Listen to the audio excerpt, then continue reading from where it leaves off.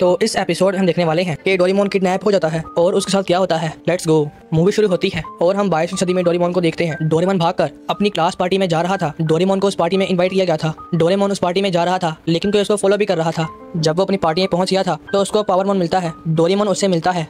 पावरमोन बोलता है कि वो यहाँ का सबसे चालाक रोबोट है। डोरेमोन तो अपनी क्लास में फेल हो गया था। तभी एक बच्चे के हाथ से गुब्बारा छूटकर उड़ जाता है। पावरमोन अपना गैजेट निकालकर उस गुब्बारे को पकड़कर बच्चे को वापस कर देता है, जबकि डोरेमोन तो अभी तक अपना गैजेट निकाल रहा था। डोरेमोन की हालत देखकर पावरमोन बोलता है कि तुम्हें अपने आप को रिपेयर करवाना चाहिए। फिर डोरेमोन क्लास पार्टी में आता है जहाँ पर वो एक पिंक रोबोट को देखकर वापस बाहर आ जाता है जो कि डोरेमोन की दोस्त हुआ करती थी।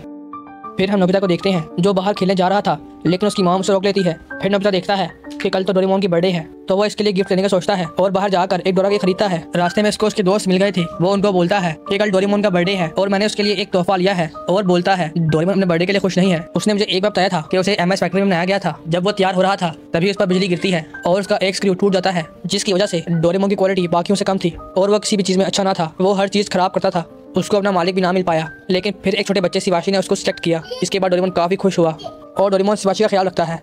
फिर हम डोरेमोन को देखते हैं जो कि एक प्लेग्राउंड में था। तभी उस पर एक रोबोट हमला कर देता है। डोरेमोन वहां से भागता है और उससे फाइट करता है लेकिन वो रोबोट डोरेमोन को पकड़ लेता है और उसको शॉक मारता है। उसके बाद वो रोबोट डोरेमोन को पकड़ लेता है। यहाँ पर नोबिता और उसके दोस्त काफी खुश थे और डोरेमोन की बर्थडे पार्टी का प्लान कर रहे थे। तभी वहाँ पर डोरेमी और शिवाशी आ जाते हैं। डोरेमी बोलती है डोरेमोन किडनैप हो गया है तो वो सभी लोग फ्यूचर के पुलिस डिपार्टमेंट में आ जाते हैं और वहाँ पर डोरेमोन के गुम होने की रिपोर्ट देते हैं। उसके बाद वो सब शिवाशी के घर आ जाते हैं और वो लोग टीवी पर रोबोट किडनैपिंग की न्यूज़ देखते हैं। ये किडनैपर्स रोबोट को किडनैप करते हैं और बाद में उनको सेल कर देते हैं, जिसको सुनकर सब परेशान हो गए थे। शिवाशी बोलता है कि वो किडनैपर्स रोबोट को किडनैप करके उनकी मेमोरी डिस्ट्रॉय करते हैं ताकि वो भूल जाएंगे कौन सा गैजेट इस्तेमाल करना है और जो भी उनकी मेमोरी में होता है वो सब कुछ। ये सुनकर नोबिता डर जाता है और बोलता है कि हम पुलिस की रिपोर्ट का इंतजार नहीं कर सकते। वो हमारा दोस्त है, हमें उसकी हेल्प करनी चाहिए। और वो सब डोरेमोन को ढूंढने के लिए निकल पड़ते हैं। यहाँ पर डोरेमोन एमएस फैक्ट्री में था जहाँ पर रोबोट्स बनते थे और ये वो इंसान था जो रोबोट को बनाया करता था। वो इंसान बोलता है कि मैंने सारे रोबोट्स को बिल्कुल ठीक बनाया था, बस तुम्हें एक खराबी आ गई थी। मैं तुम्हारे कलर और दिमाग को ठीक करूंगा ताकि तुम परफेक्ट बन जाओ। और बोलता है कि मैं 4 घंटों बाद तुम्हारा ऑपरेशन स्टार्ट करूंगा जब तुम्हारा बर्थडे होगा। यहाँ पर नोबिता और उसके दोस्त पावरमोन के पास जाते हैं। जियान और सुनियो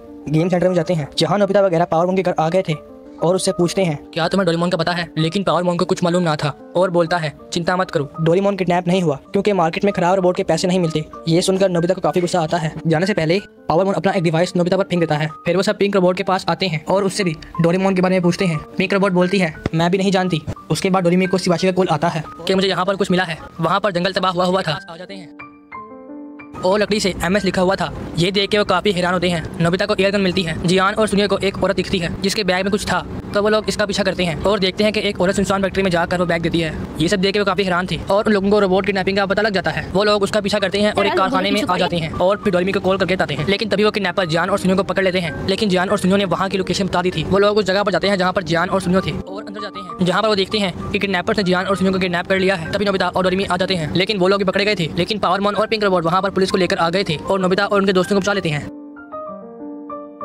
पावरमोन बोलता है कि मैंने गैजेट की मदद से तुमको ढूंढा। पुलिस सब रोबोट्स को बाहर निकालती है जिनको किडनैप किया गया था। नोबिता डोरेमोन का वेट करता है लेकिन डोरेमोन वहाँ पर ना था। फिर डोरेमी पावरमोन को एमएस दिखाती है। पावरमोन बोलता है एमएस मात्सुशिबा फैक्ट्री। मैं समझ गया, डोरेमोन मात्सुशिबा फैक्ट्री में है जहाँ पर रोबोट्स बनते हैं। उसके बाद सब लोग एमएस फैक्ट्री में जाते हैं और वहाँ पर एक गार्ड को मारकर अंदर घुसते हैं। उसके बाद वो लिफ्ट से ऊपर जाते हैं और रास्ते बनाकर आगे बढ़ते हैं। कुछ रोबोट्स उन पर हमला करते हैं लेकिन उनको पेल देते हैं। नोबिता वगैरह आगे बढ़ते हैं। आगे वो रोबोट आ जाता है। वो रोबोट शिजुका को पकड़ लेता है। शिजुका बोलती है तुम जाओ नोबिता। नोबिता मान जाता है और आगे बढ़ता है। जियान सुनियो वगैरह भी आगे बढ़ रहे थे। नोबिता डोरेमोन के पास आ गया था जहाँ पर वो इंसान डोरेमोन को चेंज करने वाला था। वो इंसान बोलता है तुम्हारे चेंज होने के बाद तुम्हारी मेमोरी भी मिट जाएगी और काम स्टार्ट करने वाला ही था कि तभी नोबिता आ जाता है। डोरेमोन बोलता है नोबिता ये मुझे चेंज कर रहा है तो मैं सब कुछ भूल जाऊंगा, तुम्हें भी। जिसको सुनकर नोबिता काफी दुखी होता है और बहुत रोता है और ये लोग कुछ बातें वगैरह करते हैं और नोबिता बाहर आ जाता है। फिर उस इंसान को समझ आती है कि मेरे ख्याल से फैमिली बाकियों से इंपॉर्टेंट है, इसलिए मैं इस रोबोट को चेंज नहीं कर रहा। डोरेमोन तुम जा सकते हो। फिर डोरेमोन बाहर आता है और काफी हंसता है और बोलता है कि मैं वही डोरेमोन हूँ, जिसको देखकर नोबिता काफी खुश होता है और काफी रोता भी है। और फिर ये लोग अपने टाइम में आ जाते हैं और इसके साथ ये एपिसोड एंड होता है। Bye bye.